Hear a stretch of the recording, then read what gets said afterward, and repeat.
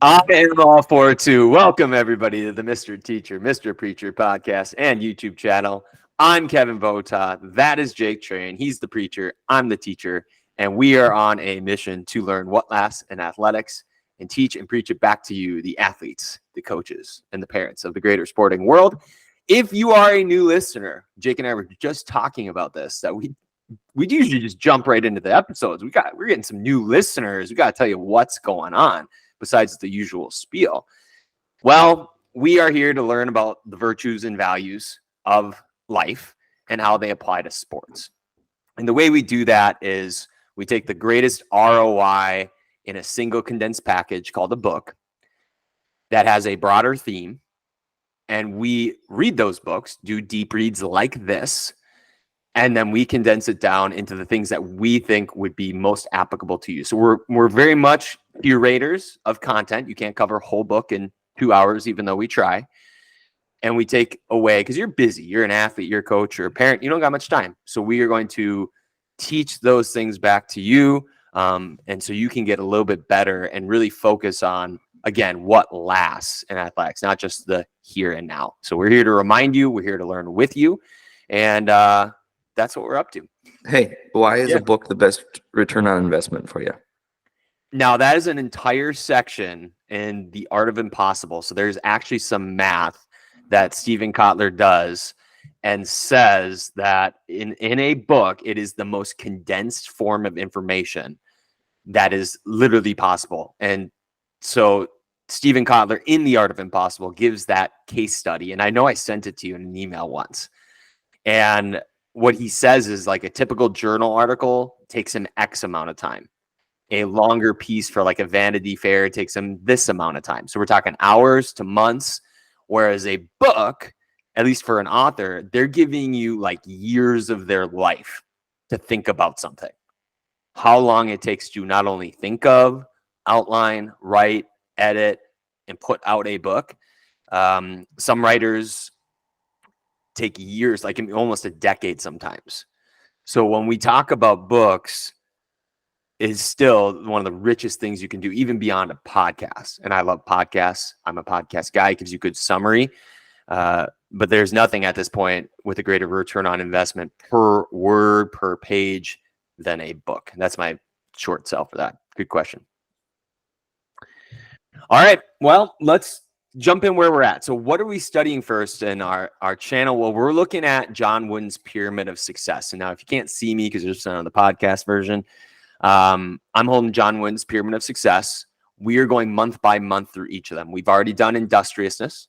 We've done enthusiasm. And the third pillar at the bottom of John Wooden's Pyramid of Success, and his definition of success is friendship. And that definition is, it comes from mutual esteem, respect, and devotion. Like marriage, it must not be taken for granted, but requires a joint effort. And there are other definitions that Wooden uses in that regard. To backtrack, in hindsight, we've already covered the good life, and that was about the Harvard Grant study, longest longitudinal study, much more sciencey, practical takeaways. So if you want, go check out that episode. Then we moved on to a coach-player relationship and friendship, and that was Coach Wooden and Me by Kareem Abdul-Jabbar. Great episode.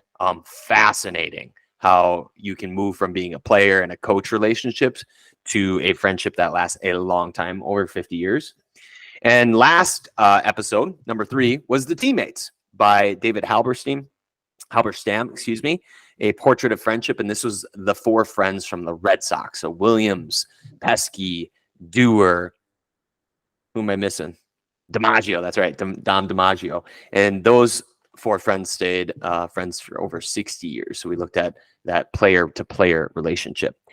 To cap this month off and this theme, Jake got me. I'm a book guy, and I hadn't read this. I'll be ashamed to say, but is How to Win Friends and Influence People by Dale Carnegie, the only book you'll need to lead you to success. So we had a little bit of science, some practical, and now we're getting even more practical with one of the most enduring books on leadership and, I would say, friendship of all time.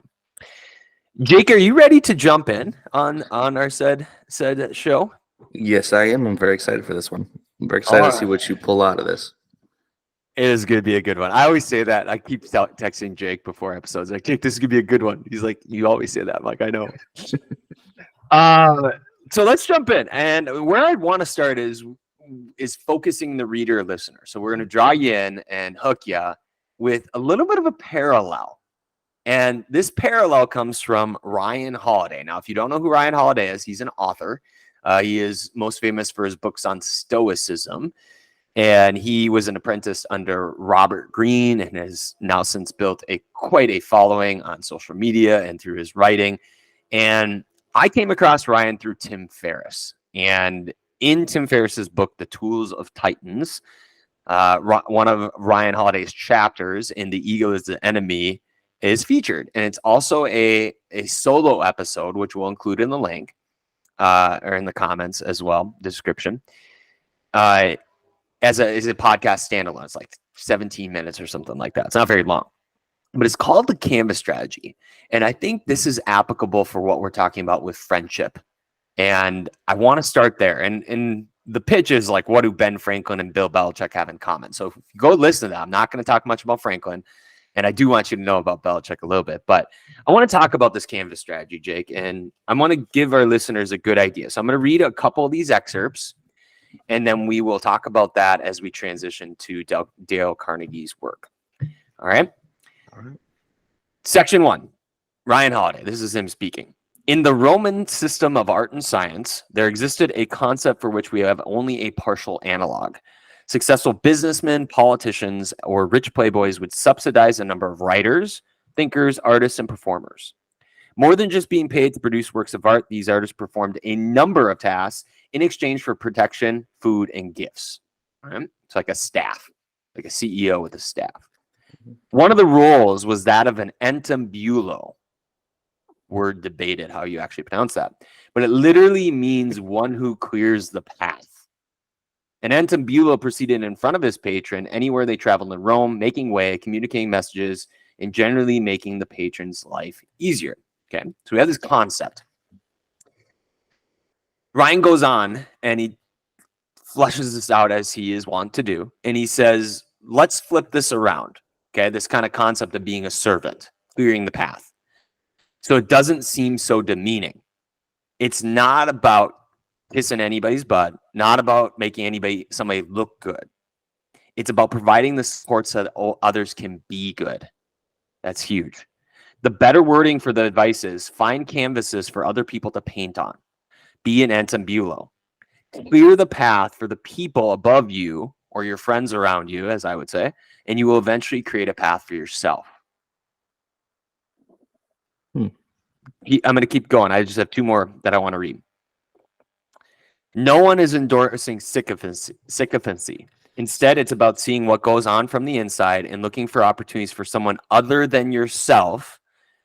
Remember that the anteambulo means clearing the path, finding the direction someone is already intended to head and helping them pack, freeing them up to focus on their strengths. In fact, making things better rather than simply looking as if you are. And he goes on and talks about Ben Franklin, how he did this, and Bill Belichick. So please do go check that out. Yes, we want to keep you on the channel and listen with us, but it's well worth it. The last thing is this. 2 more things. There's an old saying, say little and do much. What we really ought to do is update and apply a version of that to our early approach. Be lesser, do more. Imagine if for every person you meet, every friendship, let's just say budding friendship, you thought of some way to help that friend, something you could do for them, and you looked at it in a way that entirely benefited them and not you. That's what the Canvas strategy is about. Helping yourself by helping others, making a concerted effort to trade your short-term gratification for a longer-term payoff. That is the Canvas strategy in a nutshell. So, Jake, I wanted to start there and ask you what you think about that. And how it relates to friendship in your eyes. I think it's very interesting. It's a very interesting articulation of that. I mean, the first person that popped into my mind is John the Baptist, clearing the path for Jesus as he came to earth. So that kind of helps unpack that idea. Maybe it's a little tougher because, like, well, what did Jesus need help for? But I think it adds a little bit more purpose to what he was doing. It allowed Jesus to focus specifically on his mission and task. I mean, that's what friendship is, though. In so many ways, is we're all helping each other get through life in various ways, and sometimes that means doing things the hard way so that the people next to us and behind us have to get to do it the easy way. That's oftentimes what I tell people that, or kids that I coach, is that, look, I could argue that the best way to learn something is to learn it the hard way, quote unquote, right? To go through something and figure out on the other side that wasn't the best way to go through it, or that wasn't the best choice or action. But man, I think probably the main reason I coach is so that I can help kids not go through the same mistakes that I went through, right? Can I give you the shortcut to this? And there are some things that are just, you have to learn the hard way. But I think what I find interesting is probably my main motivation for coaching. That's what got me into coaching. I don't know of a group that I haven't told that to. Like, I'm just trying to help you guys not have to make the same mistakes that I made, right? And it's a common movie quote, I feel like, or yeah, I mean, if not thought, but like, I feel like I've heard it many times explicitly mentioned in a movie from one character to the next. I just don't want you to make the same mistakes I made, kid. It's a really, really big part of life. And I think it's imperative for those of us who have gone through things to share it with the people behind us and people next to us. And I also think it's imperative for the people next to us and behind us to look for those things and seek those things out to get those shortcuts, because they're there, right? It's the whole idea of standing on the shoulder of giants. I mean, I've listened to this over and over because it is a ice bucket challenge for your ego. That's why it's in the ego is the enemy. When I think of our audience and my experience in this, is it's so easy, and everybody does this, so please don't beat yourself up. I do it all the time, to get wrapped up in your own stories about your own things, yourself. It's all about what's best for me in my career, and I get that. Like, you do have to be a self-advocate. But when we talk about what lasts in friendship, the ability to be less and do more, to consider how might I help this person that completely benefits them and doesn't benefit me. I mean, I know we cross over themes and topics all the time, love, humility, friendship. I mean, it's all kind of together. I get that. To look at a friend and say, I love you so much, I can see where you're going, and I'm going to help you get there. And sometimes in a movie, like, I'm getting like all tingly. It's fun.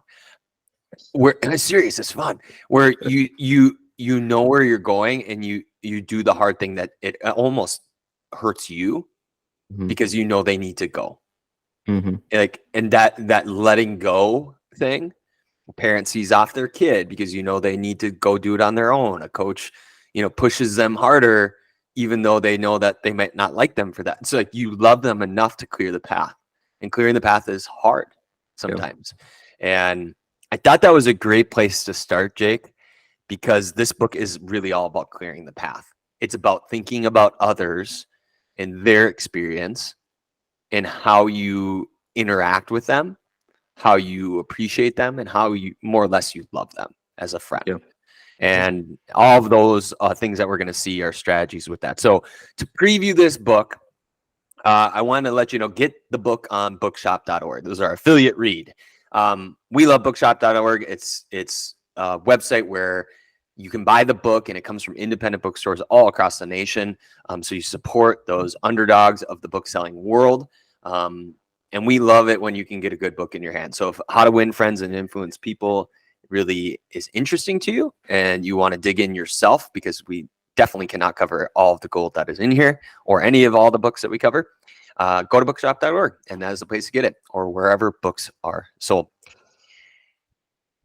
How to Win Friends and Influence People. So first draft reading. So in this episode, as always, we hook you in. Okay, we got to have a kind of key topic. The first draft reading is where we have that comprehension, base understanding. Second draft is the key concepts. M&M is our metaphor and most valuable ideas. And we finish off with the one thing we just can't let go. So we got to give you one more thing. And in this case, if you hang in there long enough, we got the witchery of praise. God, I love that phrase. The witchery of praise, and how well that works.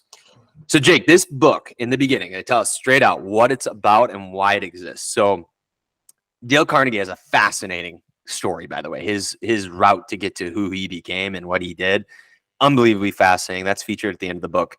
But this book is about how to understand and get along with people, how to make people like you, and how to win others to your way of thinking. And we're looking through this book with the lens of friendship. That was why it was written. There was no book like it at the time.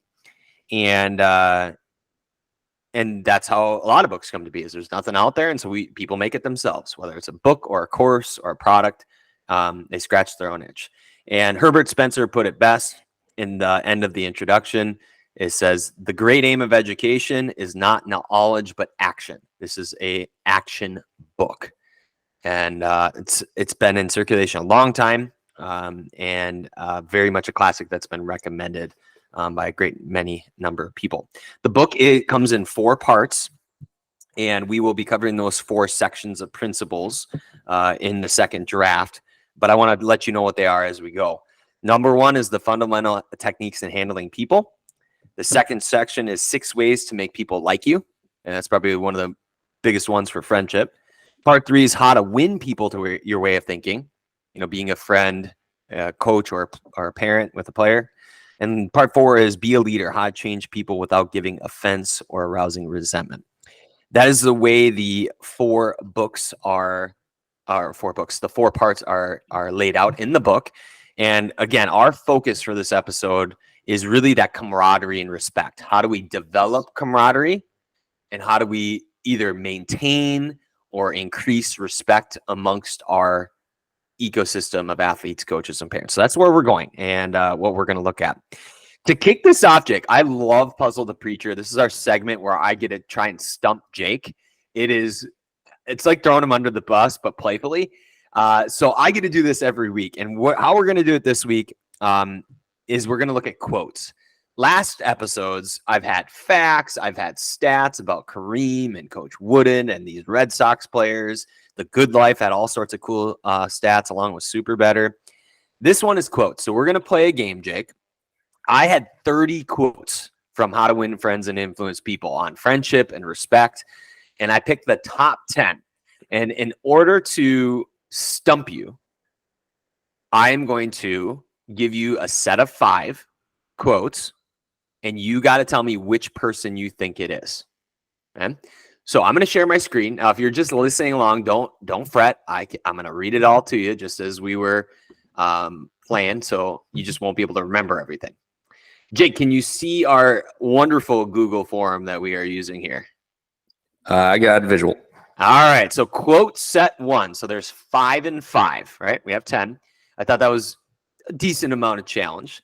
Your 5 people to choose from, Jake, are John D. Rockefeller, John Wanamaker. I'm going to mispronounce at least one of these at some point. We have Hans Selye. Got anything for that? I don't know. I got nothing, but I hope you mispronounce the next one. William James? No. That's what made it funny. And Ralph Waldo Emerson, who's right up there with probably Mark Twain and Abraham Lincoln in terms of getting all sorts of quotes attributed to them. All right. Mm-hmm. So I'm going to start with the first quote. I'll read it to you. You got to tell me which of the 5 you think it is, and I will submit it to the answer screen. Great quotes on friendship and working with people. Okay. The first one. As much as we thirst for approval, right here, we dread condemnation. Which of the 5 said that? I mean, this is mostly going to be a crapshoot. I know.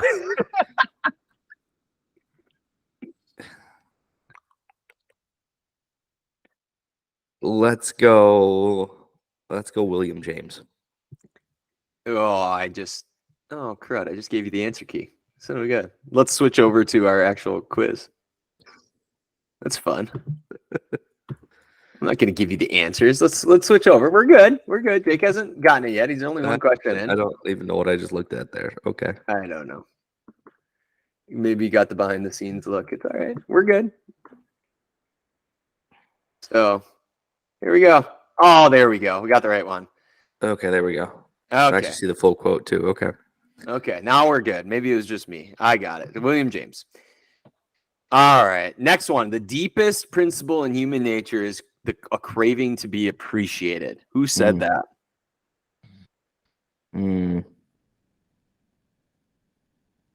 Hanseli. Use what language you will. Number 3. You can never say anything but what you are. Ooh. Ralph Waldo Emerson. I learned 30 years ago that it is foolish, number 4, to scold. I have enough trouble overcoming my own limitations without fretting over the fact that God has not seen it fit to distribute evenly the gift of intelligence. That's by far my favorite quote of this. Oh, man. Let's go Wanamaker. One more. Wanamaker trophy. By process of elimination, it's Rockefeller. But the ability to deal with people is as purchasable a commodity as sugar or coffee. And I will pay more for that ability than any other under the sun. It was like Solomon. Jeez, that's cool. All right. Well, before we submit, we'll see. We'll go to the second set. I'll admit these are a lot easier. Okay. Yep. So we got Abraham Lincoln, an ancient Chinese proverb, somebody named Jack Woodford, Jesus, and Henry Ford, which may mean they're not going to be that easy. I don't know. I'm not on the other side of this, so I know the answers. Number 6, technically, in the quote set is a man without a smiling face must not open a shop. I'm going to say Chinese proverb. Most folks are about as happy as they make up their minds to be.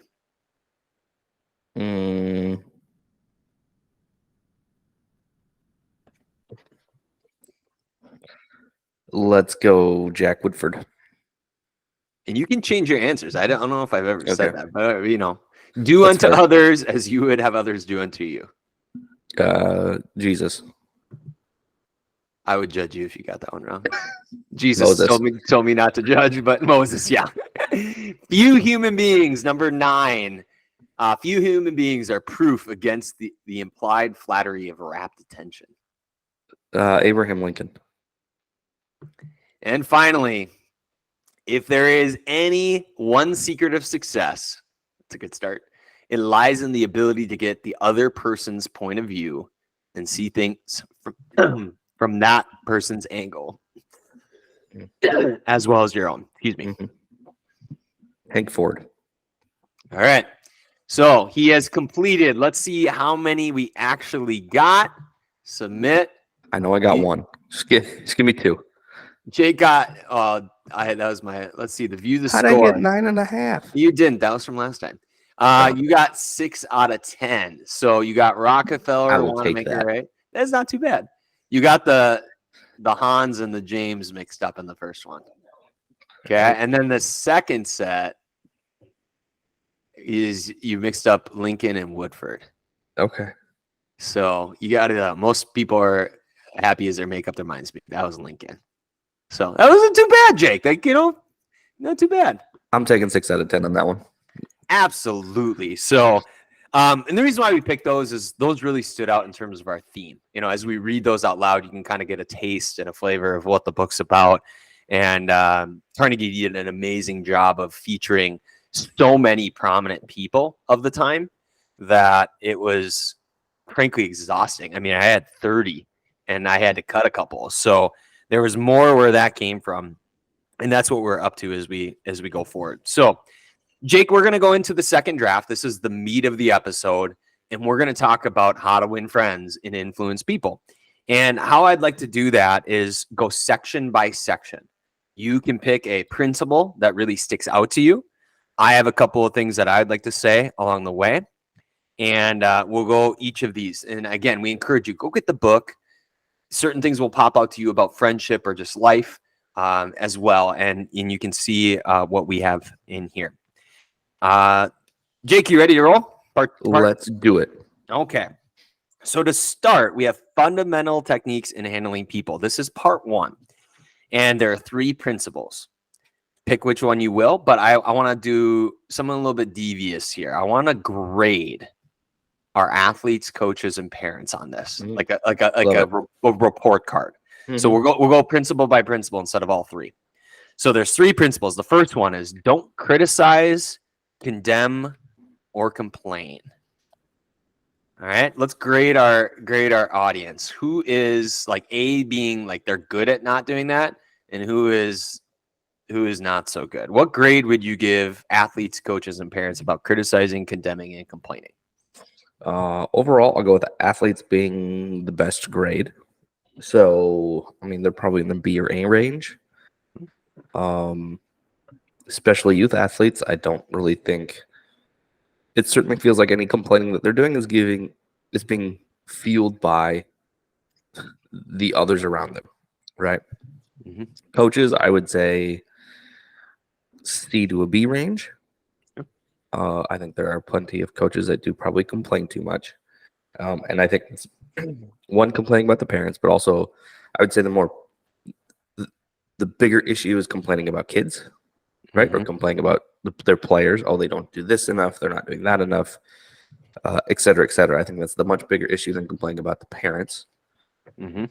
And then I'd probably put parents in the C to D range. I think the worst offenders of this are parents. There's and the reason why I brought this up is everybody's guilty of this. It's easy to complain. There's actually a 21-day no complaint experiment. You just get a rubber band. There's a whole movement rubber band thing. I'll have to put that in the. I'll make the note because I'll forget. Just not complaining.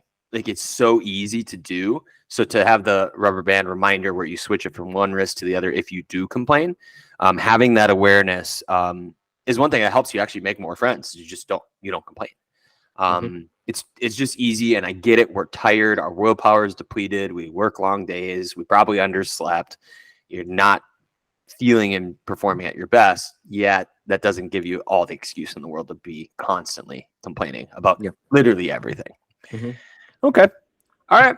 Well played. Principle number 2 in fundamental techniques in handling people is give honest and sincere appreciation. So how would you grade our crew on honest and sincere appreciation between whatever avenue, player to player, player to coach? Sure. Oh, this is a little bit I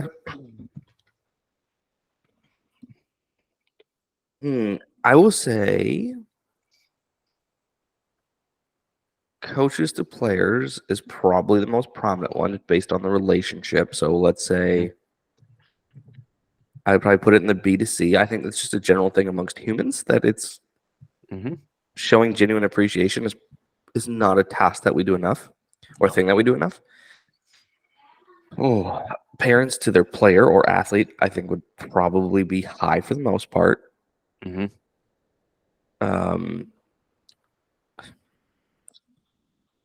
That's tough. That is tough to say on a grand scale of where that is because I think there's such a wide gamut of parents that are very appreciative and say, hey, great job today, et cetera, et cetera. And there are those that just immediately go into all the negatives that happened that day, not even about their kid, just about the game, right? Or about coach, whatever. Yeah. So I'm going to put that in the B to C range. And then players, I'd probably say B. I think I think athletes, for the most part, when they see another athletic feat that they are like, oh, that's cool, or wow, that was amazing, are very quick to say it and give those props to another athlete. So I would say B. Okay. The third one, and I might have to do a little bit of unpacking here, is the principle 3 is arouse in the other person an eager want. And what Carnegie is really getting at is providing the context and motivation. Like, what does the other person want? Like, what are they after? And they give like the example of a kid who doesn't eat. And then, what does that boy want? Well, he wants, to be able to get stronger so he can play sports. He can stand up to the bully. Or, another case where you figure out what the person wants and then they automatically do it. But we say, oh, clean your room. And it's like that doesn't work. Like the other person doesn't want to clean their room. You would have to say something more to the effect of, if you do this, they can play more. So instead of, you have to figure out what do they want more than anything else. So arousing, an eager want, who's good at that? Like, be able to look at another person and say, here's your actual motivation. This is a lot harder to grade, but Yeah, we're going to keep it there. it is. So I'm, instead of grading this out, I'm going to pick this part of it. I think what's probably an underutilized exercise for coaches when relating to parents is asking this question. What do you want out of this? Why are we doing this? Grade that. I would love to know more about that. Does that question really ever get asked? I would say it's an F across the board. Yeah. If you made me pick, like an athlete, do you actually transparently tell your coach or your parents, what do you want out of the game? What are you after? What are your goals? Coaches, do you ask your players, like, what do you want to get better at? Like, it's just passion recipe 101. Parents, are you on the same page with your kid? Like, parents do an unbelievable job advocating for their athletes, as you should. I'm biased. You're biased. But if your kid is just there to enjoy their friends, stop fighting for, positional battles and things like that. It doesn't make any sense. So for me, when I read this chapter, I'm thinking, God, this never happens. That question you just asked should be one of the first things we ask. Why are we here? What are you doing? And then how can I support you in that? Like, right. How do you not like a coach or a parent or an athlete that does that? Like, I would love that. Holy cow. Right. But oftentimes it's not even, people haven't thought about enough to articulate it to another person. So what do you want out of this? My kid to get better at soccer. Okay. And what does that look like? Are you saying that your kid should now be scoring 15 goals a game? Because that would mean they got better. Like, what is the stick of measurement that we're using to say, oh yeah, he got better? And now we've just blown the doors off of expectations. And I think oftentimes parent and coach relationships break apart because there's misaligned expectations of what's supposed to happen, and no one's willing to reach out and ask the question, well, hold on, time out. What are you expecting here? Because here's what my expectations are. How far off are we? And most of the time, you're probably pretty far off, but because that never gets spoken, there can never be any sort of dialogue to bring you guys back into unison, because we're like, oh, this person's expecting the world and I'm expecting this, and such different expectations. So we're just going to go our ways. We're going to butt our heads every once in a while and never really, right? And the sad part is the ultimate person who loses in that situation is the athlete. Yes. Now they're getting one side that I'm not meeting expectations. The expectations are being met from mom and dad.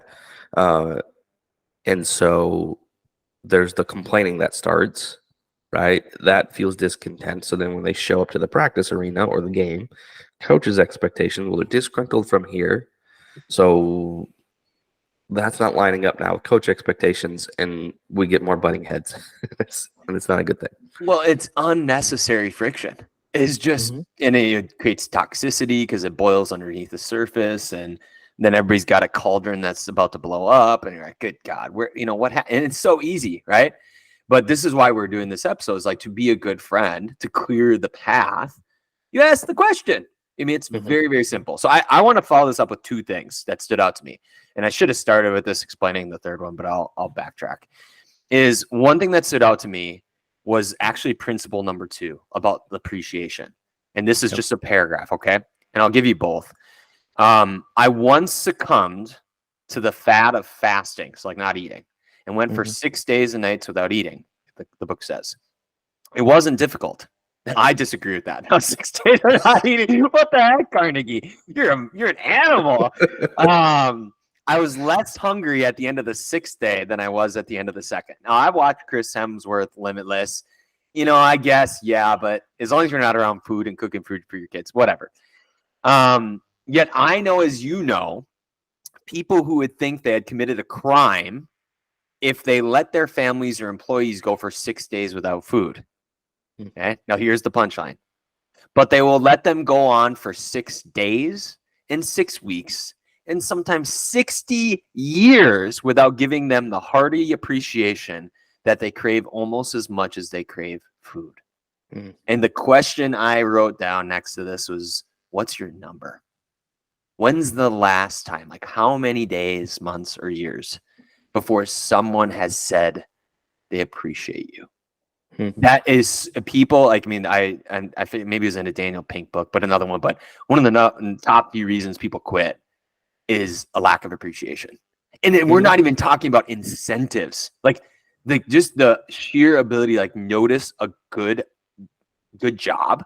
Like, hey, I saw you do that. Like, that was great. So simple, unbelievably like budget friendly, and yet it never gets done. So that's one, and I'll do the other one. Then you can add to both of these. Okay. Is the beginning of chapter 3, like creating an eager want, and this is Carnegie at his best. I don't have like a specific note-taking system, but I was laughing at all these old school aphorisms and like just phrases. Like the word iota was used, and I was just elated with that. But here was one example of it. It was the beginning of chapter 3. It says, I often went up fishing in Maine during the summer, which sounds really fun, by the way. Personally, I'm very fond of strawberries and cream, but I have found that for some strange reason, fish prefer worms. So when I went fishing, I didn't think about what I wanted. I thought about what they wanted. I didn't bait the hook with strawberries and cream. Rather, I dangled a worm or a grasshopper in front of the fish, and said, would you like to have that? Why not use that same common sense when fishing for people? So, as we return to that, you ask the question, like, what are you expecting out of this? It's like, you can't just smother people with your strawberries and cream. You gotta at least ask them, what are they fishing for? So any thoughts on the appreciation and or strawberries and cream? That's such a good analogy, man. Oh my goodness. Phenomenal. Yeah, right. People quit bosses. That's kind of well known. They don't necessarily quit jobs or quit employers. They quit their fellow employees a lot of times. My biggest fear is that my appreciation is just going to come off as hollow because I do it so often. That's my biggest fear. Like I want to convey to you how sincerely appreciative I am of you every day. But I feel like if I do it every day, you're just gonna be like, oh, he's just doing his everyday thing and saying his bit, whatever, and then I move on. And that's not at all what I'm trying to do. Yep. And so oftentimes I follow it up with you try to be specific as possible, right? Like I'm appreciative for this, and even if it's just a general thing of, hey, I'm just appreciative of your attitude today. Like it's specific enough for people. Like, okay, he actually thought about me for more than just a half a second. So it doesn't come off as hollow. And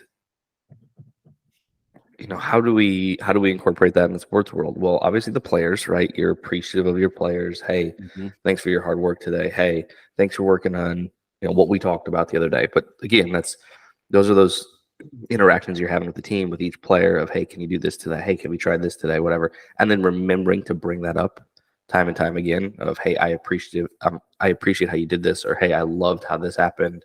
Yep. Stuff like that. It's a great way to connect with your players. Parents can do the same thing with their athletes. One of the most recent teams that I coached was the 13-year-old boys. After every game, after every practice, there was at least 6 of them that came by and just said, hey, thanks, coach. Hey, thanks, coach. Thanks, coach. I have never experienced that before in my life. I thought it was one of the coolest things. I thought it was one of the most reflective things of who they were as people. And it wasn't a grandiose thing. It's just, hey, thanks, coach. That I had never experienced before, and I loved. So that's just one way that players can do it to their coach. Players to their parents. Oh my goodness, guys. The amount of time that your parents are taking to get you to games, get you to practice, make sure you're fed. Right? all of the stuff and things that basically sustain you to allow you to play a sport. It's okay. It's not awkward to look at your mom or dad and say thank you. That's perfectly acceptable. And tell them that you appreciate them. Oh, and the hug goes a long way. That's not in the book, but I mean, it's just you have to remember because they still see you as their 5-year-old little boy, little girl in their eyes. Like they just you can get as big as you want, but that's what they see, and that's a big deal. I want to go back to your thing about the thank yous and the specificity. I think this is an I mean, maybe people do this more. Maybe let us know if this is like more common than we think it is. I love at the end of games, because everybody's like, oh, we won, we lost. You have that little meeting like at the end of a practice or a game. I love when you can spot something that made a difference in the game that nobody else sees, right? Maybe something that didn't even turn out well. Let me give you an example. We were playing a tournament. It was the first tournament, softball tournament, 10U girls, okay? We could steal home, Jake. It was the best thing ever, right? And we could steal home. And my goal at this age is I really want to obviously learn the fundamentals, but I want to be aggressive. The team that makes the most mistakes usually wins, according to Wooden, but I want to be aggressive on the bases. I don't want to hesitate. Zero hesitation. We go, we go. So here was the rule. The rule was, if I tell you to go, whose fault is it if you get out? Me. Mm-hmm. And I don't want to have any debate about it. Like, if I tell you to go, I'm reading it to teach you what to look for about when to go. Mm-hmm. So we were playing a very close game, and I had the cojones to send this particular girl home. And sure enough, she got out. And I remember getting to the end, and I said, do you know how much I appreciated that you ran as hard as you could. I thought you slid underneath the tag, don't you? Yep. Whose fault was that? Mine. Right? Me, coach. I told you to go, but you didn't hesitate. Nobody else saw that. Now, that could have won or lost us the game. Now, I said 2 more people after that, which won us the game, right? But the reinforcement of something very specific honored that particular athlete, especially if they're not your best player. Like, I mean, because everybody's different across their sports, but if they did something or had a character trait or something, I mean, I think that is worth it, and that builds such camaraderie and respect for your coach. And you say you have the humility for that, but it sends the message, my coach is watching. They're looking for this. And then when you communicate that to your athletes, they start to do it too. Because a lot of this is just modeling. So nonetheless, I digress. Anything else on the first set of principles that we covered? Well, I think something I didn't mention. Parents being appreciative of coaches. Yeah. Try it. My advice is just try it. I don't care how upset you are at whatever. It matters. It matters. It absolutely matters. And if you're just constantly going to complain, it will absolutely go through the coach's head of like, well, they're going to complain anyway, so why even bother playing that kid? Yep. Versus, you know what? They have a great attitude. It's a great family. They're working hard to be here. They're just try it. Find ways to be appreciative of your coach, because it does not happen enough. No. And the third part would be the place you would go for prompts for this. Like the amount of times I read it, there was like, no way. I kept saying that over and over in this, but no way, like that works. And then you give an example, and sure enough.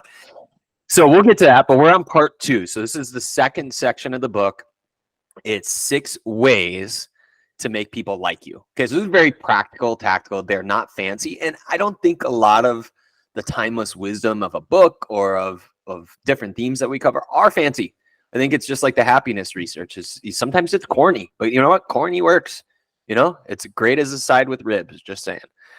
So 6 ways to make people like you. So Jake, I'm going to ask you to pick and preach.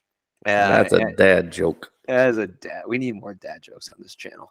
All right, 6 principles. 1, 2, 3, 4, 5, 6. Number 1, become genuinely interested in other people. Number 2, smile.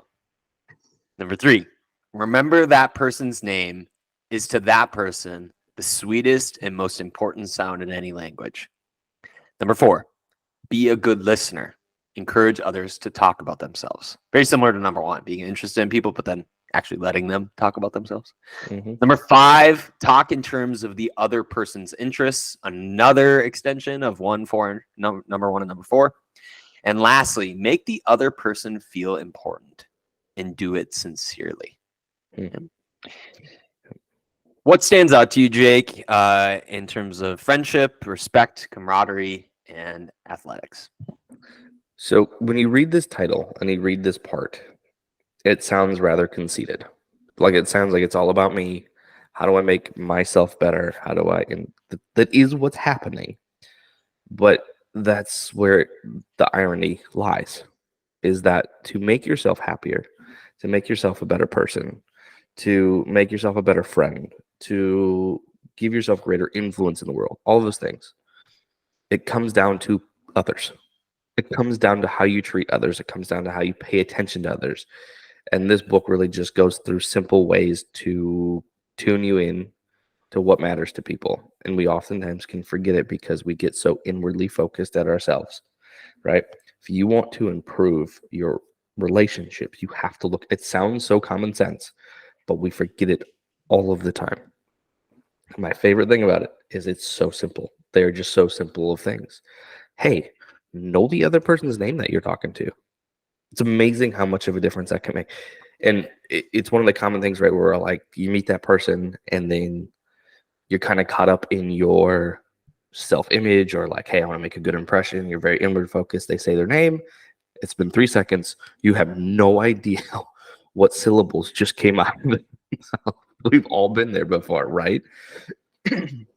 So how impactful is it when you meet a person one time, 3-4 days go by, and you see that person again and you say their name? Yeah. That sticks with people. Like, I can't believe that person remembered. How did that person remember my name? That's incredible. And there are like superpowers. There are people, and I think it's in terms of successful people that I've talked to, one of their superpowers is remembering people's names. So one thing that I have incorporated in my life is coming up with connections. So I hear a name, and then automatically I think of whatever well-known thing in my past connects me to that name, right? Or some sort of weird thing. For me, it's sports names, right? So if I meet a person and they say their name, I'll think of a famous I'll think of a famous athlete that reminds me of that person. So it's like every time I see that person, all of a sudden the association I have is a famous person or an athlete. Oftentimes it's kind of obscure because it helps me remember it. Like who else would remember, Pokey Reese kind of a deal, or Coco Crisp, right? Well played. It's like you meet a Chris and you're like, oh, Coco Crisp. And for some reason, I'll see that person like, Coco Chris, it's Chris. Hey, Chris. Like, that's just the mechanism in my head. Or another thing is to help me remember numbers, I think of player jersey numbers. So like if you want to know a code on something, I'll be like, that's Kirk Cousins, Emmitt Smith, Michael Singletary. Like, what? 822, 50. What more do you want? Right. And boom, got it. So that's kind of my favorite thing about this book is it, if you read the title, like, 6 ways to make people like me. Like, I'm not out here to be artificial and get people to like me. That's not at all what's being conveyed. You genuinely care about other people. Yep. And it's amazing how much you grow and how much your relationship grows. Yeah. And Emerson wrote it really well. And they go into how to remember names, but he said, all this really takes is time to learn somebody's name. Good manners, said Emerson, are made up of petty sacrifices. Very, very simple. Moonwalking with Einstein is the book, people.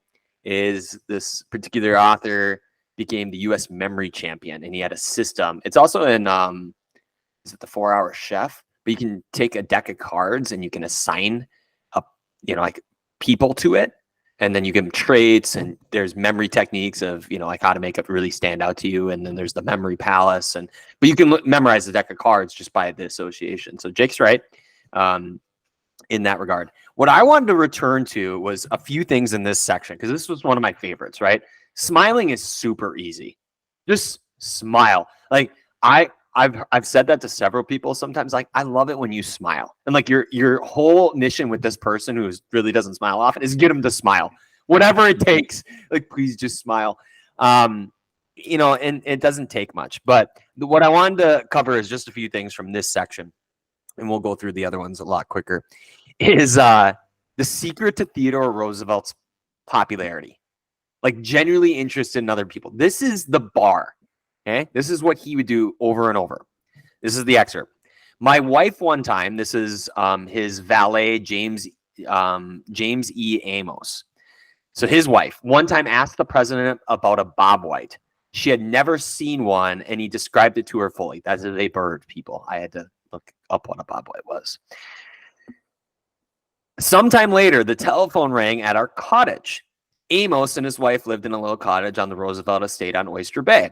My wife answered it, and it was Mr. Roosevelt himself. He had called her, and he said to tell her that there was a bobwhite outside her window, and that if she would look out, she might see it.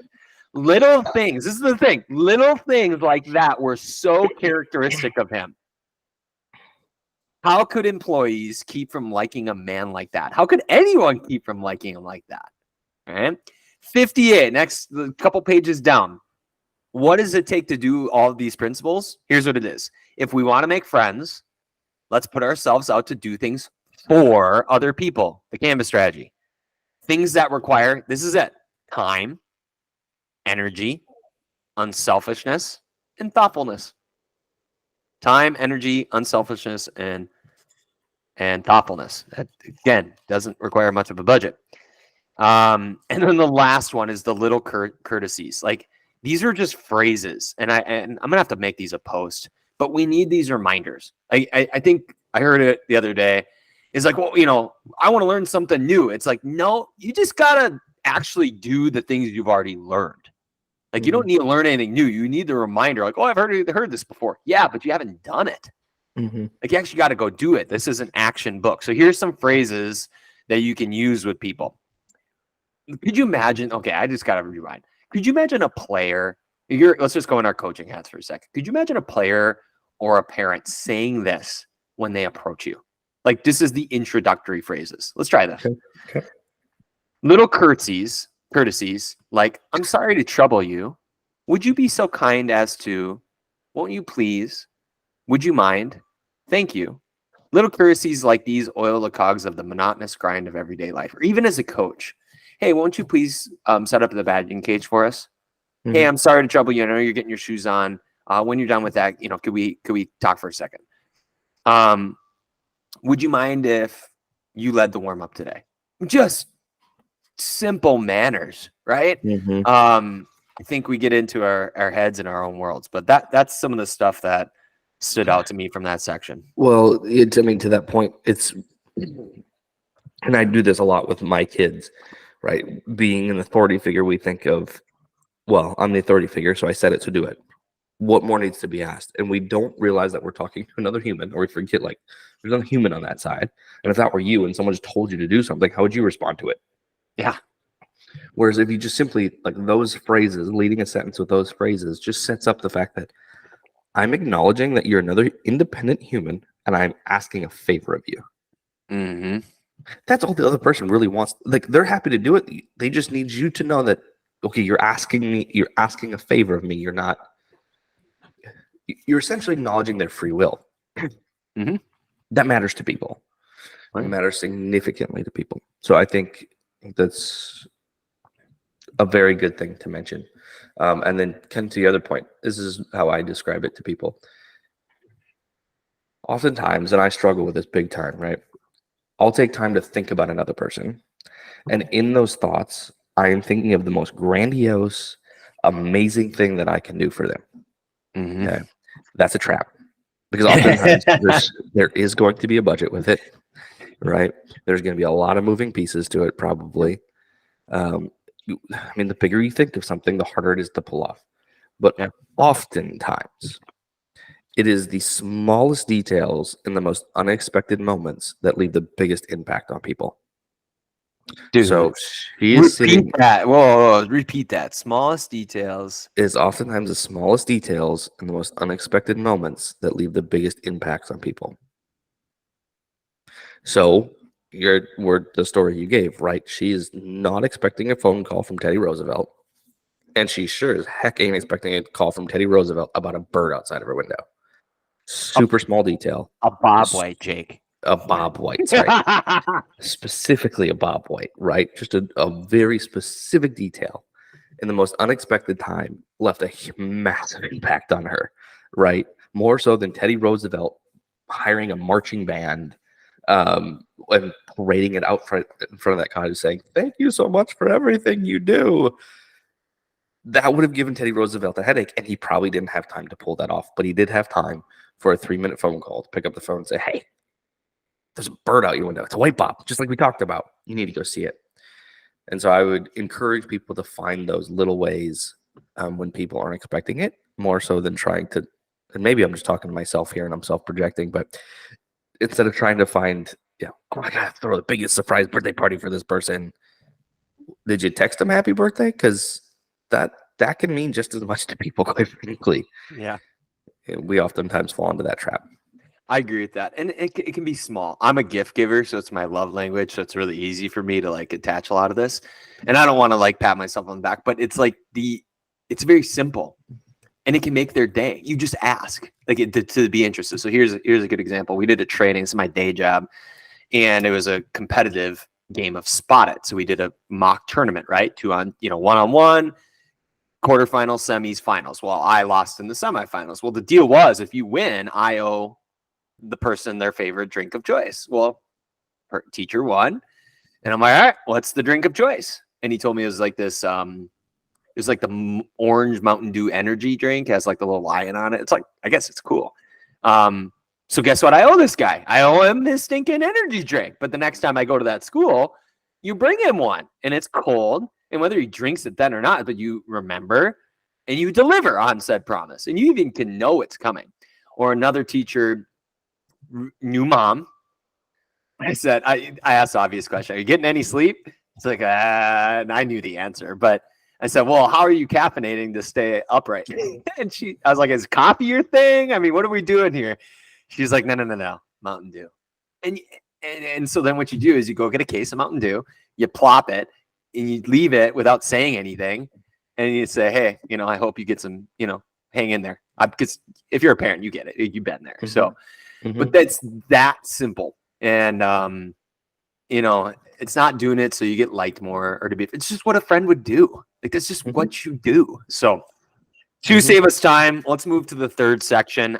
Jake, we got to take this in 2 parts because there's 12 principles. So I'm going to give you a 6 and 6, and we'll talk about that. So pick and preach of these 6 and then the next. So the third section is win people to your way of thinking. A lot of courtesy here as well, and a lot of things you said previously apply here. So first 6 principles. Number 1, the only way to get the best of an argument is to avoid it, not have the argument at all. Number 2, show respect for the other person's opinions. Never say you're wrong. 3, if you are wrong, admit it quickly and emphatically. Number 4, begin in a friendly way. 5, get the other person saying yes, yes, immediately. More or less shared goals. And 6 is let the other person do a great deal of the talking. So when it comes to friendship and camaraderie, and I guess I would say I'd put this under respect a little bit more, no matter what audience we're speaking to. What stands out to you in winning people to your way of thinking, the first 6? The argument one. How did you say it? The only way to get the best of an argument is to avoid it. The idea in the book was simply, there's no point in arguing. Like if you win, you lose. And if you lose, you lose. So there's really no point to the arguing. Right. In other words, you can't win an argument. You can't win an argument.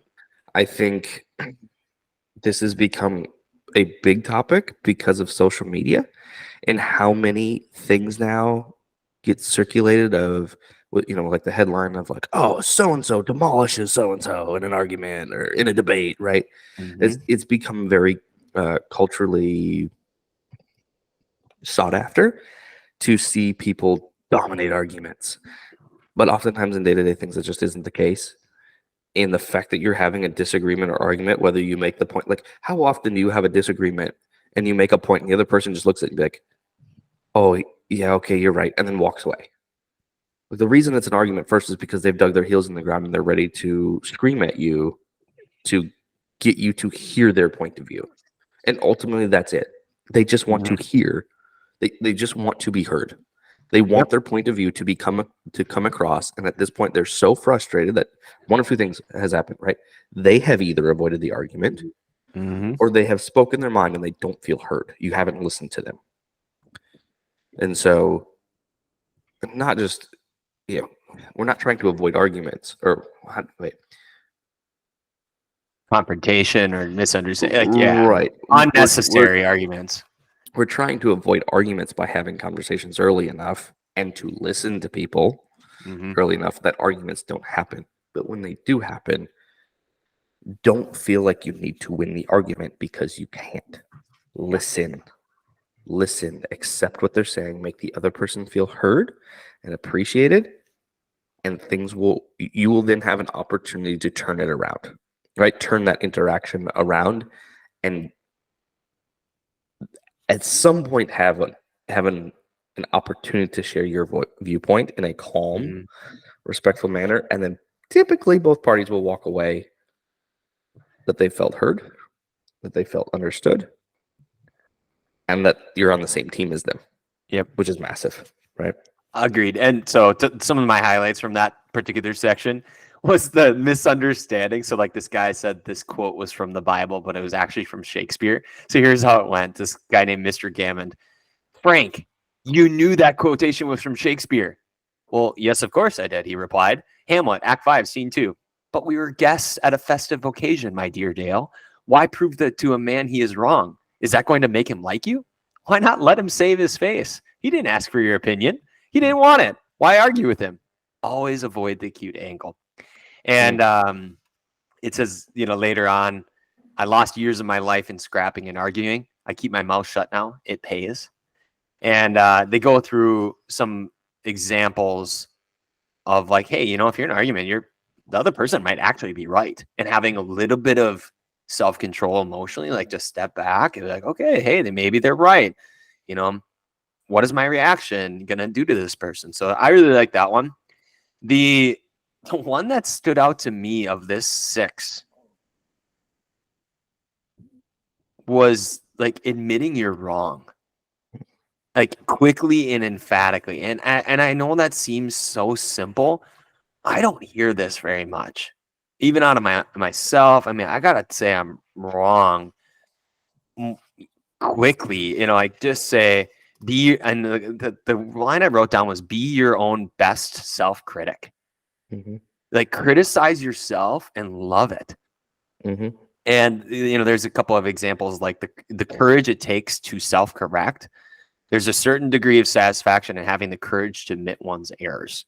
My eagerness to criticize myself took all the fight out of this person. He ended up taking me to lunch, and before we parted, he gave me a check and another commission. And so what I want to highlight for this is it's important as adults. We make mistakes. Coaches make mistakes. Parents make mistakes. Like, yes, it's embarrassing and there's shame in that. But what a model to look at your athletes and say, hey, I was wrong. And Wooden did that with Kareem, right? Where they had that whole debacle with the player and he blew up. He thought he was getting kicked off the team. And Wooden was able to say, hey, I made a mistake there. And to show that, that is something that I'll admit, and I know we're covering loyalty in the next month, and there's a couple of loyalty examples in this book. I would respect that person so much. Like, because if you're untouchable as an ego or as a person, you're always right. And a lot of people are right a lot of the time. I don't know. I'm not friends with you. Like, I just can't. I can't do it. I mean, even as no matter if it's a player, coach, parent, it's like the ones that have said, hey, I messed that one up. It doesn't even have to be like they were wrong. It's just like I made a mistake. Oh, awesome. Yeah. So that's one of my barometers for those first 6. Yeah. Every preseason parent meeting, I will always make the statement, I have been wrong before. I'll be wrong again. It's going to happen. And it's solely to disarm kind of everyone in the room of, like, I want to be approachable. I'm not going to stand here and be like, no, it's my way or the highway. I need to know the feedback. I need to know the feedback. Like those feedback loops with parents, with players are so important to providing a good experience, to making yourself a better coach, to make yourself a better human is so vital. So you have to open those up and make yourself approachable. And the other side of this that probably doesn't get enough talk about is I want feedback from my players. I want not just how I'm doing as a coach, but what's going on in a game, right? I want them to be open and free to express what they're feeling, thinking, doing out on the field back to me. Okay, that's vital information for me to take and be able to coach, be able to use in the future, etc. And if it's always I tell you something, and then if you try to give me feedback, I come back at you and go down your throat, you're gonna shut that off. Oh, right? yeah. And if you're giving them feedback and someone says, "But coach, this is happening, I can't do that," and you take that to heart and like, okay, yeah, I was wrong, right? Like, oh, okay, I hear you. And even if I don't say I'm wrong, but I'm like, okay, well, let's figure out a different way to do it then. Okay, we need to come up to a solution to that problem if what I'm telling you isn't working. Okay, let's go back to the drawing board and figure this out. We can't do that if I'm stuck in the mud saying, no, this is how we're going to do things no matter what. So creating that positive feedback loop, allowing people to come back to you, being able to say like, oh yeah, okay, I see that. I was wrong. Let's try it a different way is so stinking important. Yep. How to win friends, Jake. Jeez. Interesting. Principles 7 through 12. Okay, we're moving on. So number 7, let the other person feel that the idea is his or hers. As takes a little bit of tact. So this is ways to win people to your thinking. Number 8, try honestly to see things from the other person's point of view. There's a little bit of redundancy in this book. Like I get a lot of them seem the same, but it matters. Number 9, be sympathetic with the other person's ideas and desires. Right? Okay, well, maybe you don't want that thing, but maybe they do. Number 10, appeal to nobler motives. In another world, we call this dovetailing to that person's values. Right? Give them a reputation to live up to. Number 11 is dramatize your ideas. So that's my row the boat rule. You got to have a little bit of enthusiasm, right? PJ Flex style. Difficult conversations for breakfast. Number 12 is, thank you for laughing, is throw down a challenge. So people respond to competition and having that shared goal of that group flow trigger. So number 7, let the other person feel that the idea is his or hers, see things from their point of view, be sympathetic, appeal to nobler motives, dramatize your ideas, and throw down a challenge. When it comes to respect and camaraderie, Jake, pick and preach of the set. See, getting people to think that it was their idea, that's phenomenal. How many times I do that with my kids? More so my wife probably does it with the kids. Yep. Like they'll say, hey, we should do this. Like, oh, it's a genius idea. Have you heard that somewhere before? Yeah. No. All right, sweet. Let's go with it. I think that's phenomenal. I would even just piggyback on that is if it is actually somebody else's idea, to acknowledge it. I mean, like I think again, it goes back into if I'm a coach and I'm getting feedback from my players and my player comes back with really good feedback and something to do, acknowledge it, make sure that the team knows it was that person's idea, not to blame them, right? But hey, that is a great idea. And then if it does work out after the game, like, hey, Billy Bob, great speaking up. That point was awesome and helped us win the game. Or you want to talk about building trust? You want to talk about building camaraderie and instilling confidence in somebody? Oh my goodness, that's huge. So I would piggyback on it and just be like, it's okay to be an idea getter. We're all idea getters. I think we have this facade, some of us have, that everything's got to be my idea. Like I'm the great genius in the room. It goes back to acknowledging that we stand or sit on the shoulders of giants. As a manager or a coach, I have to take all of right. It's in coaching circles. It's often said the best coaches are the ones that steal the most. Yes, right? Absolutely. Why do you think we have this channel? Right. What do you think? It's activities. It's exactly. That's what we're doing, right? We're looking at John Wooden. We're looking at Dale Carnegie. We're trying to take all these ideas, steal them, and then package them together in like this beautiful perfect package. Mm-hmm. And we have to admit that. Man, nothing will drive a wedge between you and another person if you take their idea and don't give them credit for it. That happens so fast. Yeah. Okay. It doesn't demean you to say that, hey, this is what we're doing going forward. And by the way, it was this person's idea. I think it's outstanding. That doesn't demean you. That doesn't make you less that you weren't the grand mastermind behind the idea. Right. I would definitely look at that person like, you have the humility to acknowledge that it was somebody else. Mm-hmm. Phenomenal. I trust you to put you in a leadership position because you're going to take the best ideas and figure out which one and then acknowledge who came up with it. Okay. Like if you're humble enough to do that, that's the guy I want. That's the gal I want.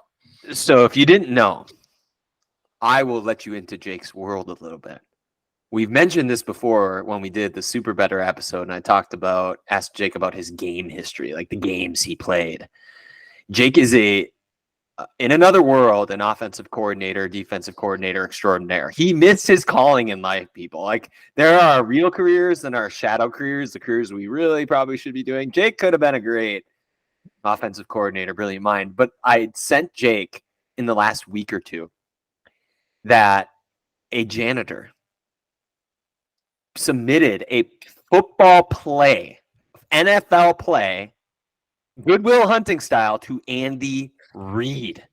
We're talking Kansas City Chiefs, one of the brilliant offensive minds of our generation. Like what Andy Reid is to offensive football is what Bill Belichick was for like organization and defense, right? I mean, just unbelievable. And to your point that a man at his peak, and he's awesome. I like Andy Reid a lot, and they've clearly done very well. And was willing to take a suggestion. Not only took the suggestion, they used it in the game. And I might have to dig up that post I sent or something. I told Jake to dust off his playbook from whichever Madden game he played. Just send the whole thing and see if they put it out there. But it's so true. Giving credit where credit's due.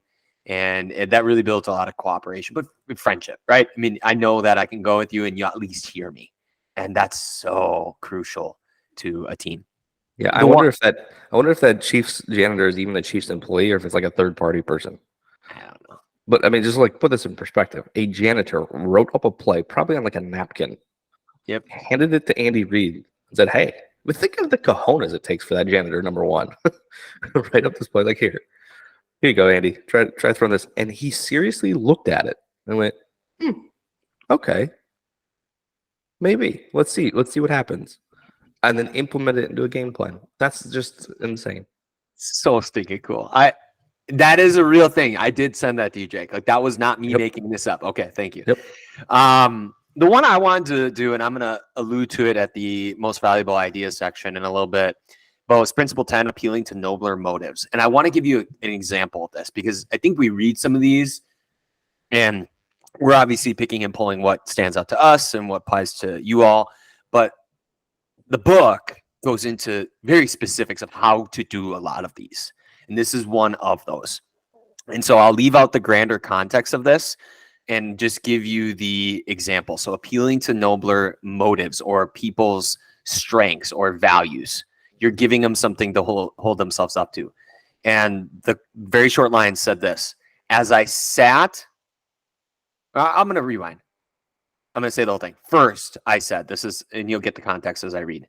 I want you to know, I also feel this matter has been badly mishandled. So there's this misunderstanding between a customer and an organization. You've been inconvenienced and annoyed and irritated by one of our representatives. That should have never happened. I'm sorry, and as a representative of the company, I apologize. Here's the kicker.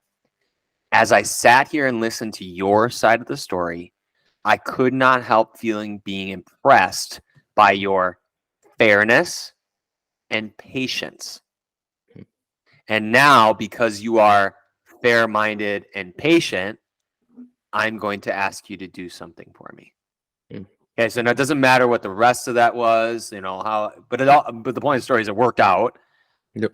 You say what they're great at, and you acknowledge that out loud. And so they have this nobler motive, that higher thing. And if somebody calls that out to you, even if you disagree with what those traits are, you know how hard it is not to live up to that? Like, "Yeah, I heard him say that. I'm just gonna spite him anyways." I'm gonna not be patient now that he called me patient. How dare you call me patient and fair-minded, man? That jerk. I am not fair. That is something that really stood out to me, and I think that goes into your specifics, Jake, from earlier.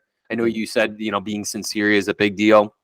That is one thing I think is a big deal, is to look for, or at least acknowledge above, especially the people you don't agree with, the people you struggle with.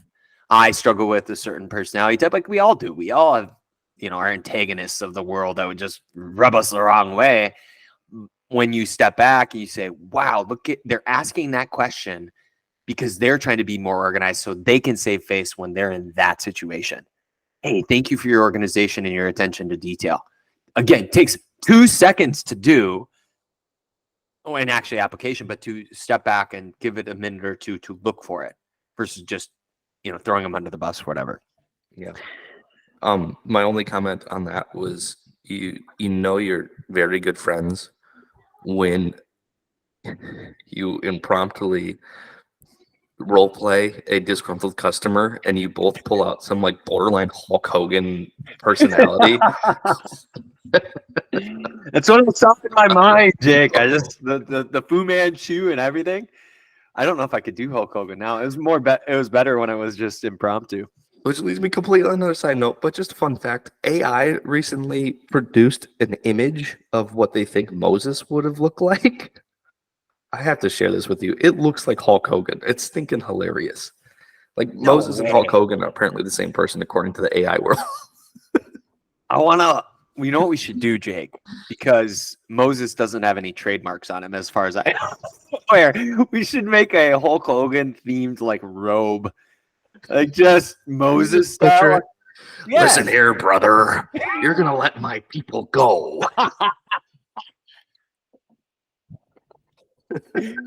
Hotland friends and influence pharaohs. There we go. Oh my God. I don't know if I can recover from that. Just give me a second. That's a good riff. What are we doing here? Oh, that's right. We're trademarking Hulk Hogan's brand to We're talking about how to win friends and influence people. We're not talking about Moses and Hulk Hogan. That was just a side note. It's a fun fact. Pharaoh, I appreciate your love and respect for the people, but darn it, brother, let them go. Anyways, last section. We're almost there. Man, that's got to be a post. Is be a leader. Now, leadership is a whole nother trait. We're in friendship. We're in camaraderie and respect. I'm going to read these all, Jake. Pick and plug what you will. But the quote was at the end of the section, a leader's job. And I would say all three of our main core audience are leaders in some fashion. Includes changing your people's attitudes and behavior. Some suggestions to accomplish this. So to influence people is kind of where we're at. I'm actually gonna just read the first 5 and then the last 4. So we'll do the same breakdown. Number 1, begin. So when you're trying to change people's attitude and behavior, even your own, begin with praise and honest appreciation. Thank you. Number 2, call attention to people's mistakes indirectly. So don't just, don't hit the bullseye there. Number 3, talk about your own mistakes before criticizing the other person. Mm-hmm. Number 4, ask questions instead of giving direct orders. And number 5, let the other person save face. So what stands out to you there in being a leader and changing people's attitudes and behavior in the context of friendship? Asking questions. I base my whole life and morality around the Bible, right? The Bible, people will see it as a lot of do's and don'ts, right? But the whole model based like how Hebraic culture, and then especially when you get into the New Testament, it's just questions. Like Jesus came and just asked questions of people over and over and over again. And I think a lot of situations that happen are because people truly just either don't understand themselves or don't understand the situation of what's happening. And perhaps you don't either fully. And so you need to ask questions. It is amazing how much a question disarms a person as opposed to a statement. Just simply asking them a question, because it shows curiosity, it shows interest in them, in the situation. All of a sudden now they feel like, hey, we're on the same team. Oh, okay. And I give answers, right? So it's an amazing thing when people come to you looking for answers and you can allow them to provide the answers for themselves. It is amazing how people are wired to come up with their own solutions. They want to find their own solutions, and I think some of the best leaders that I have seen have the ability to ask questions, not to come up with the answer themselves. You want to talk about humility, but allow the people around them to come up with the answers that they need themselves. Okay. I will share this. There's an organization that I won't give the name necessarily because I don't think it's my place, but it's an organization I heard that deals with domestic abuse. And what they found is that I don't remember the percentage. An overwhelming majority of people were Googling, how do I stop my spouse from abusing me? Not where do I go to get away from domestic abuse, right? So the approach they took was not to be necessarily a shelter, but to provide resources so that people could help themselves. And they found way more success giving people the resources to help themselves than giving them a place to run away to, right? Or just giving them an answer. And I find that very profound. And I think it translates into a lot of different areas of life. People want to find the answer themselves. They want to be self-sufficient.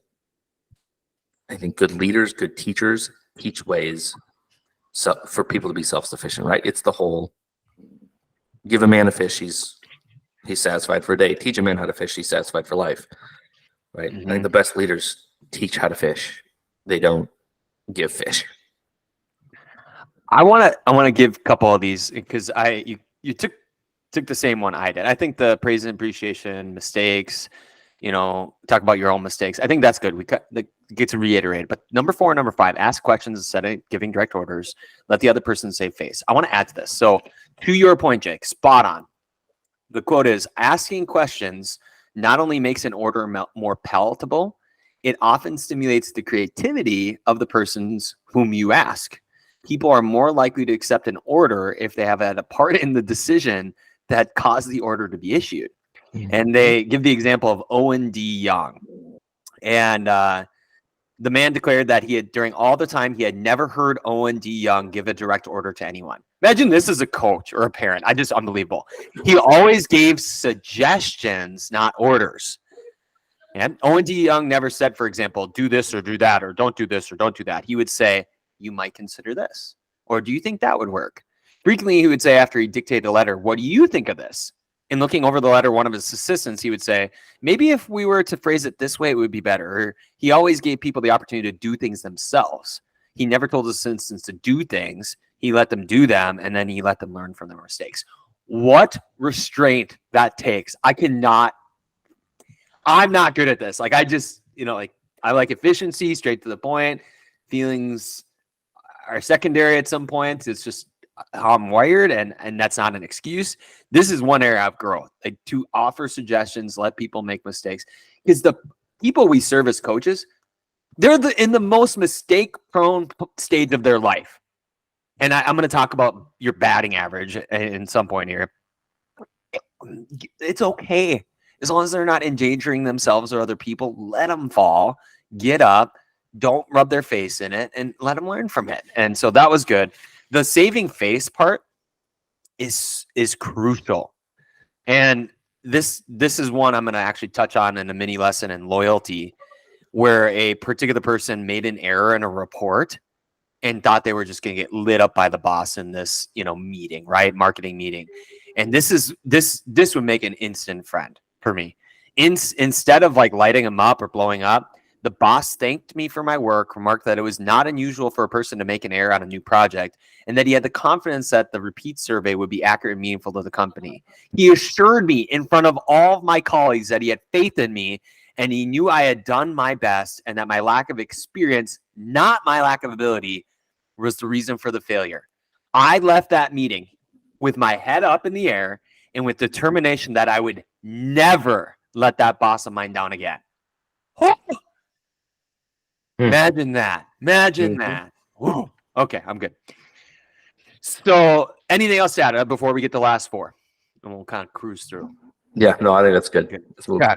Last four here, and then we'll get to our M&M section. Number 6, praise the slightest improvement and praise every improvement. Be hearty in your approbation and lavish in your praise. Number 7, give the other person a fine reputation to live up to. Very similar to that previous one of that we talked about. 8, use encouragement. Make the fault seem easy to correct. Oh, yeah, we can fix that. Number 9, make the other person happy doing the thing you suggest.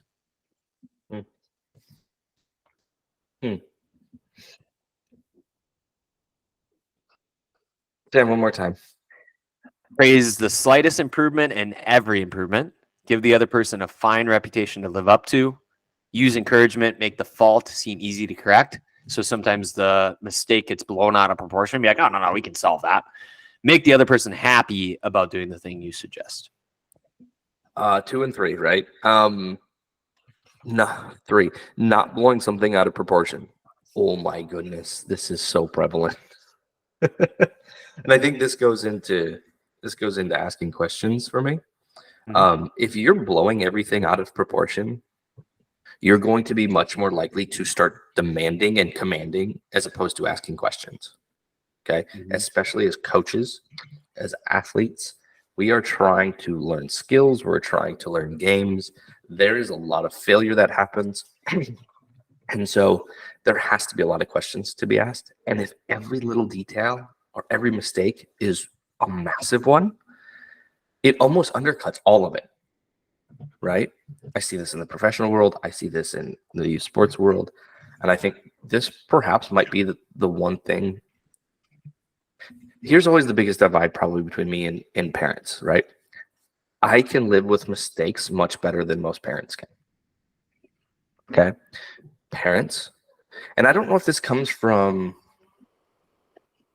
I don't know, it could come from just wanting the best for their child. It could come from watching professional athletes do something that make a lot fewer mistakes, where mistakes are much more costly. I mean, we're talking now dollars and cents connected with the mistakes that we're making, right? But it is okay for a child to make a mistake. It's okay for a human to make a mistake. And if you can put that into the proper perspective, there is an opportunity for growth. Okay. Every mistake means growth can happen. I think that can oftentimes be missed amongst parents, right? And I think ultimately, right, parents need to have, let's take the kids out of it, right? Let's bring the adults back into it. You have parents, you have coaches, you have refs. Yes, refs are not perfect. They make a mistake, right? Someone got tripped, fell down, and the ref didn't call it. Let's put this into perspective. Is a child seriously hurt? Nope. Okay. Let's even go there. A goal was scored because of the ref's mistake. Perspective. We're in youth sports. What did that goal mean? Did that cost someone $1 million? Did it cost an organization a $3 million bonus for making it to the next round of the playoffs? Whatever it may be. No.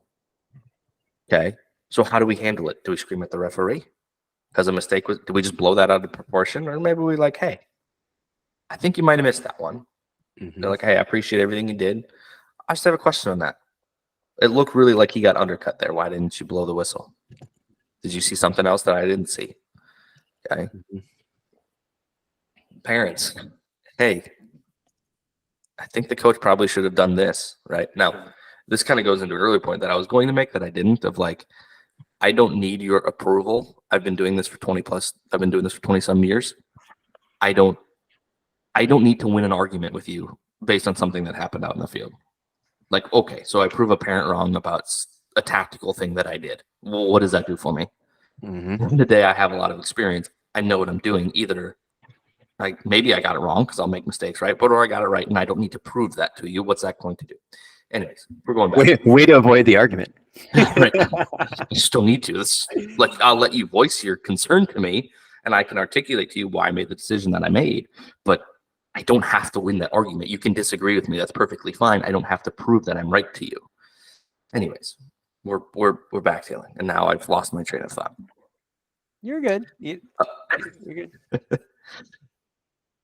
But blowing up mistakes, especially with the adults that are involved in a youth sport, takes away from what is happening, takes away from the experience that the kids are having. Adults, stop getting in the way, blowing up things that do not need to be blown up. Yep. I could get on a soapbox about this one, and maybe I just did, but the fights, the arguments, all of that is simply blowing up a thing because we've lost perspective of what is going on. That's what it is. Perspective is so key of what you are watching. There are a bunch of youths involved, and more often than not these days, it's either a young kid who's trying to make a few bucks refereeing or umpiring, or it's a retired person who's probably losing their eyesight, they're losing the mobility, but they're out there because they want to give an opportunity for the kids to play because they care and because they're trying to stay busy in retirement. Yep. Perspective, it matters, right? Perspective dictates behavior. Well, and what you're applying is previous principles that were there. You're saying like a not to do list, but you're looking at it, and from another person's point of view. What might it to be like to be that person, and seeing what it would be like to sit in their shoes. Number 8 from the last section. Try honestly to see things from their point of view. Mm-hmm. And it's a good not to do list because then it frees you. Like when you let go of like, I don't have to do that. It gives you the freedom and space to be able to make those slight improvements, like kind of like the talent code from our industriousness section, working hard, working smart. You need those small wins. Like they do something, immediately reward it. It's just operant conditioning, right? You're doing Pavlov here, so it's good. Let's wrap with our M&M section, and then I have one the witchery of praise. I promised the witchery of praise. So, Jake, let's do the most valuable ideas, and I'm going to read them all, and then you can pick which one you want to add to it. But the most valuable idea, the MVI, what lasts in athletics in friendship from this book. And we've covered a lot. Now, we wanted to give you all of the principles to entice you to go get the book so you can learn the specific protocols that go with it and the examples, because they were nothing short of entertaining and unbelievable. But the most valuable idea was actually in the beginning of the book, or towards the beginning. And I love it when authors do this. Said, most valuable idea. If you, out of reading this book, you just get one thing. Great sentence. Here's what it is. An increased tendency to think always in terms of other people's point of view and see things from their angle. If you get that one thing out of this book, it may easily prove to be one of the building blocks of your career. MVI. It be an anteambulo. And then towards the end of the book, we get another example of this. This is just overall for everybody on page 219. So in addition to that, the principles taught in this book will work only when they come from the heart. I'm not advocating a bag of tricks. I am talking about a new way of life. That is the most valuable idea. So canvas strategy, be less, love more, got to come from the heart. So the main is like that you have to have that vision and valves is the way I called it. You have to have the vision of the other person and you have to have the valve, like the heart valve. So that is the main idea. Now I wanted to go each of our audience members, athletes. I want to go to you first. I have respect the rep or the reputation. You got to respect your teammates. Dom DiMaggio was respect before intimacy. That was his rule with Ted Williams and every one of his teammates. Whether you agree or disagree with that, Shakespeare said, assume a virtue if you have it not. In short, if you want to improve your teammate or a person or a certain aspect, act as though that particular trait were already one of his or her outstanding characteristics. Oftentimes, our strengths are invisible. Call them out. Jake, you are a wonderful leader. You lead by example. You do this, you do that. Say that kind of stuff. Acknowledge it. Respect that. The other one is send sunshine. Similar to that. So people very much so, wither without appreciation. In his book, I Ain't Got Much Baby, But I'm All I Got, the psychologist Jess Lair said this: praise is like sunlight to the warm human spirit. We cannot flower and grow without it. And yet, while most of us are only too ready to apply to others the cold wind of criticism, we are somehow reluctant to give our fellow teammate or fellow the warm sunshine of praise. Okay? Lift each other up. There's enough cutting people down. Lift each other up. That's for athletes. Now, the coaches. Coaches, this was, I saved some real TKOs, right hooks for the end here, Jake.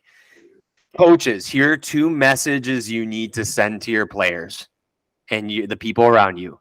Number 1, you are important, as evidenced by a student named Chris on page 98. Jake, I just imagine this kid in your mind, because I know you've had one, as have I.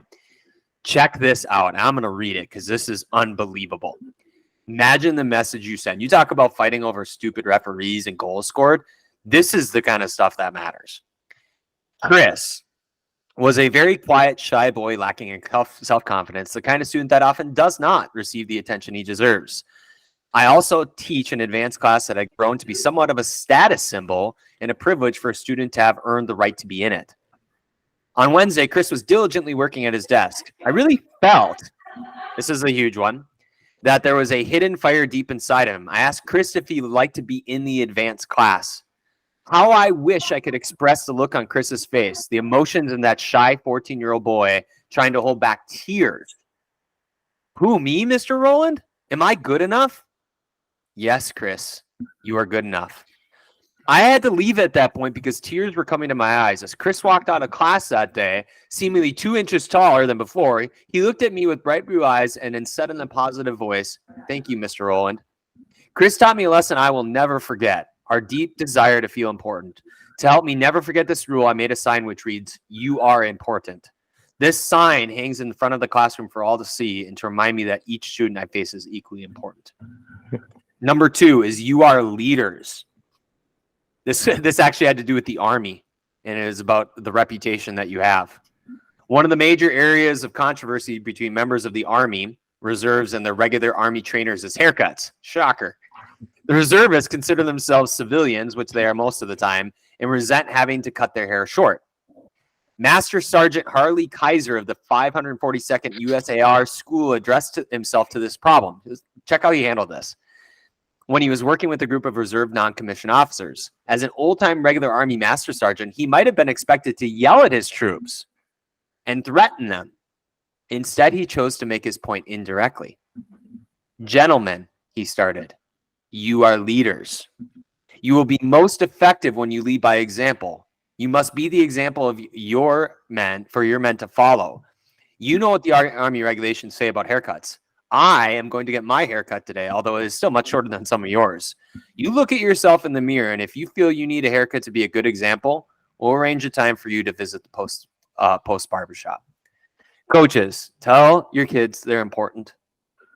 Tell them they're leaders or whatever reputation you want them to live up to.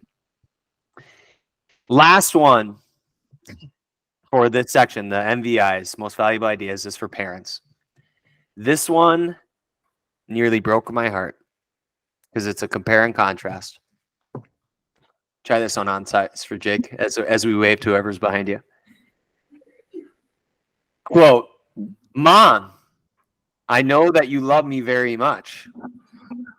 Mrs. Esposito was touched and said, "Of course I love you very much. Did you doubt it?" Robert responded, "No, but I really know you love me. Why? Because whenever I want to talk to you about something, you stop whatever you're doing and listen to me." Compare that with this other example.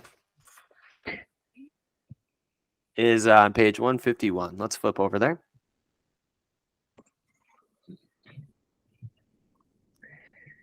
Letting the other person do the talking helps in family situations as well as business. Barbara Wilson's relationship with her daughter, Lori, was deteriorating rapidly. Lori, who had been a quiet, complacent child, had grown into an uncooperative, sometimes belligerent teenager. Maybe you have had a teenager like this. Mrs. Wilson, what'd she do? She lectured her, threatened her, punished her, but all to no avail. One day, Mrs. Wilson told one of our classes, I just gave up. Lori had disobeyed me and left the house to visit her girlfriend before she had completed her chores. When she returned, I was about to scream at her for the 10,000th time, but I didn't have the strength to do it. I just looked at her and I said sadly, why, Lori? Why? Lori noted my condition and in a calm voice asked, do you really want to know? I nodded and Lori told me, first hesitantly, and then it all flowed out. I had never listened to her. I was always telling her to do this and to do that. When she wanted to tell me her thoughts, feelings, and ideas, I interrupted with more orders. I began to realize she needed me, not as a bossy mother, but as a confidant, an outlet for all of her confusion about growing up. And all I had been doing was talking when I should have been listening. I never heard her. Love, Jake, most valuable idea on how to win friends and influence people is listening. So we have visions and valves for everybody. Respect the rep and send sunshine. You are important and you are leaders for coaches, and love is listening. What'd you like, or what'd you take away from all of the things we've talked about in this last book of friendship? Yeah, I think there's a lot of good ideas. There's a lot of good stuff in this book. I think what it boils down to is an authentic heart for people. If you can find a way to have an authentic heart for the people around you, for your teammates, for the coach that coaches your kid, for the parents that parent your kid, life relationships are much more fulfilling, right? These are just, they can start off as transactional to program your brain perhaps, but at some point it has to make it from your brain to your heart. And you're not trying to trick people or manipulate people. That's not what it's about. It's about genuinely caring and loving for the people that are around you. And I think really what you see here in this book is a lot of description on the fruit of that, right? These are the things that pour out of you, and are really a good check. If you're not doing these things, it's a great opportunity to say, hold on, why? What's going on inside of me that's not listening to people? What's going on inside of me that is causing me to be so me focused and not focused on the people around me? That's my biggest takeaway. Well said. To wrap, we've talked about a lot. I wanted to follow through on the promise of the witchery of praise, but I don't want to do both. I'll put it in a post and we'll have both excerpts. Flip a coin, Jake. Do you want tails, story A, or do you want heads, story B? Either of them work. Tails never fails unless it's head, so we're going to go tails. So is that the first one? The first one or the second one? I don't know. The first one. You said tails for the first one. All right. Your athletes, your kids, even your coach, you could be this person. So this is the witchery of praise. The quote, I'll get to the excerpt, but the quote is, I can look back, maybe you can too, at my own life and see where a few words of praise have sharply changed my entire future. Can't you say the same thing about your life? History is replete with striking illustrations of the sheer witchery of praise. I love that, by the way. Now, that's really easy to say. Let's read a case study of that actually happening and know that you as a parent, a coach, even an athlete to another athlete have this power, because you might be the person that makes them who they are one day. Okay, so I'm not going to tell you who this person is about, but I'm going to read the story. Okay. In the early 19th century, a young man in London aspired to be a writer, but everything seemed to be against him. He had never been able to attend school for more than 4 years. His father had been flung in jail because he couldn't pay his debts, and this young man often knew the pangs of hunger. Finally, he got a job pasting labels on bottles of blacking in a rat-infested warehouse, and he slept at night in a dismal attic room with 2 other boys, gutter snipes from the slums of London. He had so little confidence in his ability to write that he sneaked out and mailed his first manuscript in the dead of night so nobody would laugh at him. Story after story was refused. Finally, the great day came when one was accepted. True, he wasn't being paid a shilling for it, but one editor praised him. One editor had given him recognition. He was so thrilled that he wandered aimlessly around the streets with tears rolling down his cheeks. The praise, the recognition that he received through getting one story in print changed his whole life. For if it hadn't been that encouragement, he might have spent his entire life working in rat-infested factories. You may have heard of that boy. His name was Charles Dickens. So you don't know if your athlete could be a Mike Trout, could be, a new Ken Griffey Jr., could be a this player or that, but you don't know. And the other example is very similar to that. But that's the witchery of praise. And if you can have an authentic heart, history is replete of examples like that. So have an authentic heart, have the gusto and the practicality to win friends and influence people, because it does matter and you just never know. Any thoughts on that, Jake, before we wrap? No, I think that story says enough. That's a All great right. story. All right. Well, thank you for listening. As always, gratitude. Be sure to like and subscribe. Jake and I are rolling out and developing, more content as we get better at this. To appreciate that, let us know in the comments of anything that stuck out to you, especially if you've read this book or if you go and get it as a result of this episode. We're also going to be sharing more of our socials, specifically talking more about this content, getting the channel a little more grounded, and then sharing some of the stuff that maybe we didn't get to cover. So we'll be starting to share our socials, social medias, pages individually with you. Flashback. We've already covered industriousness. We've covered enthusiasm. And now we just wrapped friendship. If you're listening to this, we are going to be moving on to loyalty next in our next episodes, and a whole new stack of learning what lasts about loyalty. So if you have questions or thoughts, be sure to tune in. With that said, never stop learning, everybody. Appreciate you. Go get the book on bookshop.org or wherever books are sold. Jake, pass it to you. That's it. That's a wonderful outro. You're getting very good at this. Everyone, take care. Have a great day. We'll see you next time. See ya.